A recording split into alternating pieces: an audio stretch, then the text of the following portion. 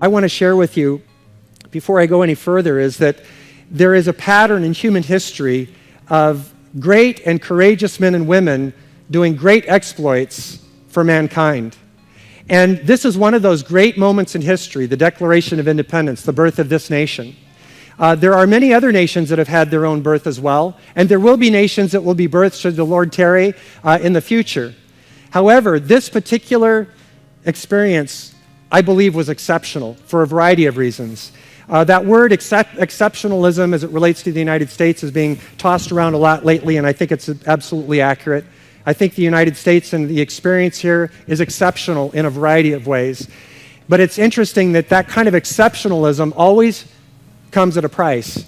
And for many people, it came at the price of their life. It certainly did for the signers of the Declaration of Independence, but it's come at the price of tens of thousands, hundreds of thousands of people since who have gone to battle, to war, and have suffered and died. And fathers have been lost, and moms have been lost, and parents have been lost for this battle for the preservation of this freedom of liberty that God has given this nation.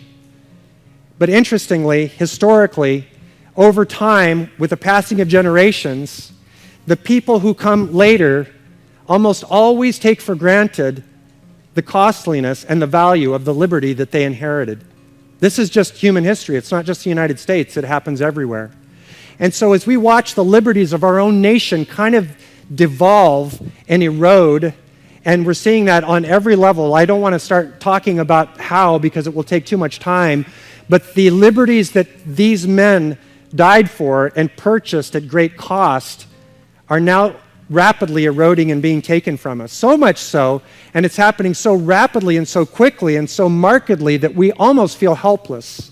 And we're just watching it all happen, and we're just like, can this even be happening?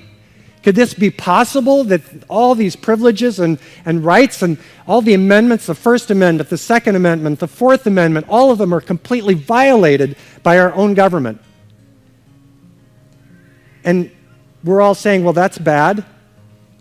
But there is no outrage. There is no sense of destiny that we should rise up and do something, because that's what happens to generations that follow those who have made great sacrifice. We've enjoyed it for so long, it's almost inconceivable to us that they might disappear. But that's the place that we're at right now, which leads me to give you a couple of words of encouragement. Pray. Pray. Pray like you've never prayed for our nation, for our president, for our Congress, for the House of Representatives, for the Senate. Pray for the local leadership that we've got. Pray that God would give us leaders and bless us with leaders that will lead us out of the place that we are in and into a place of freedom and liberty that the founding forefathers died to purchase for us.